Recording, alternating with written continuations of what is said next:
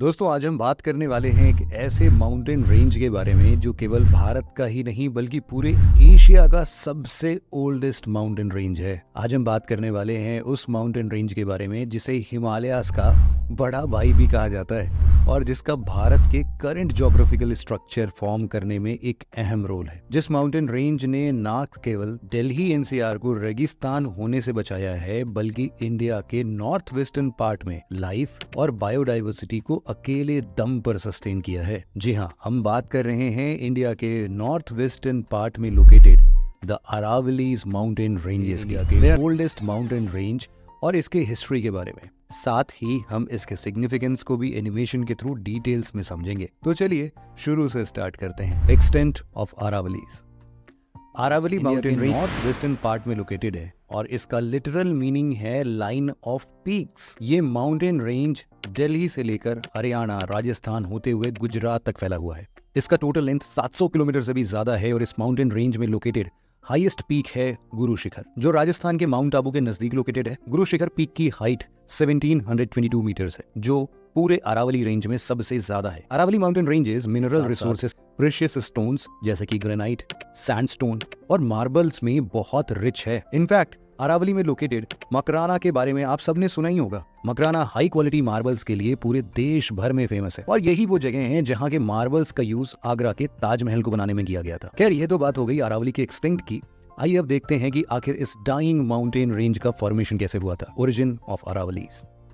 दोस्तों, जैसे कि हमने पहले भी देखा, केवल इंडिया का ही नहीं बल्कि पूरे एशिया का सबसे ओल्डेस्ट फोल्ड माउंटेन रेंज है। इसका फॉर्मेशन आज से करीब 2000 से 3000 मिलियन साल पहले हुआ था। हाँ जी, बिल्कुल सही सुना आपने।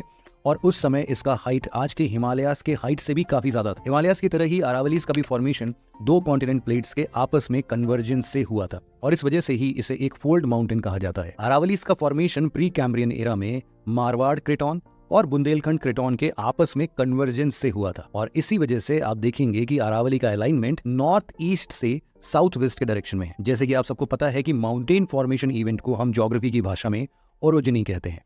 अरावली का फॉर्मेशन जिस जियोलॉजिकल इवेंट से हुआ उसे हम दिल्ली अरावली ओरोजिन कहते हैं और ये आज से करीब 2.3 बिलियन साल पहले उस समय हुआ था जब हिमालयस माउंटेन का नामो निशान तक नहीं था। उस time Indo Australian plate Eurasian plate से टकराई ही नहीं थी, इसीलिए हिमालयस का तो कोई नामो निशान नहीं बनता। खैर, जब इसका फॉर्मेशन हुआ ना तब इसकी हाइट काफी ज्यादा थी, लेकिन सालों से लगातार इसके इरोजन, माइनिंग, एक्सप्लॉयटेशन और कॉन्टिन्यूअस वेदरिंग के चलते इसका एवरेज हाइट अब मात्र 400 से 800 मीटर ही रह गया है। अरावलीज में इलीगल माइनिंग और इंक्रोचमेंट का अंदाजा आप बस इसी बात से लगा सकते हैं कि सेंट्रल एम्पावर्ड कमिटी, जो कि एक एक्सपर्ट कमिटी थी जिसका फॉर्मेशन सुप्रीम कोर्ट ने खुद अरावली माउंटेन्स में हो रहे इलीगल माइनिंग को स्टडी करने के लिए किया था, उसने अपनी रिपोर्ट में कहा कि लास्ट 50 सालों में राजस्थान में मौजूद 128 में से 31 अरावली माउंटेन्स इलीगल माइनिंग की वजह से कंप्लीटली डिसअपीयर्ड हो चुके हैं। जी हाँ, गायब हो गए हैं, दिख ही नहीं रहे। ओरिजिन के बाद आइए हम बात करते हैं अरावली के फिजियोग्राफिक फीचर्स के बारे में।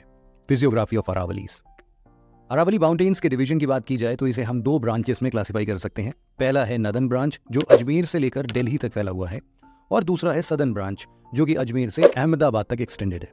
सदर्न ब्रांच के कंपैरिजन में अरावलीज का नदन ब्रांच ज्यादा इरोडेड है और इसकी वजह से इसकी हाइट भी सदर्न ब्रांच के कंपैरिजन में कम है। अरावलीज माउंटेन के लेफ्ट साइड में थार डिजर्ट लोकेटेड है और लोकेटेड है ईस्टर्न राजस्थान अपलैंड्स। इसी तरह अरावली माउंटेन्स के सदर्न पार्ट में लोकेटेड है गुजरात प्लेन्स और इसके नदर्न पार्ट में लोकेटेड है गंगा यमुना प्लेन्स। राजस्थान में located the great boundary fault Aravalli plains और विंध्यान रेंज से सेपरेट करती है। हिमालयन माउंटेन रेंजेस और वेस्टर्न घाट्स की तरह ही अरावली माउंटेन में भी कई सारे पासेस लोकेटेड हैं जिससे ट्रांसपोर्ट और कम्युनिकेशन होता है। अरावली माउंटेन्स में लोकेटेड माउंटेन पासेस में सबसे इंपॉर्टेंट पास है हिस्टोरिकल पास। ये पास राजस्थान के राजसमंद डिस्ट्रिक्ट को उदयपुर डिस्ट्रिक्ट से कनेक्ट करता है। ये पास महाराणा प्रताप और मुगलों के बीच लड़ी गई बैटल ऑफ हल्दीघाटी 1576 के लिए भी काफी फेमस है। अरावली में लोकेटेड दूसरा इंपॉर्टेंट पास है गोरन पास, जो माउंट आबू के नजदीक लोकेटेड है।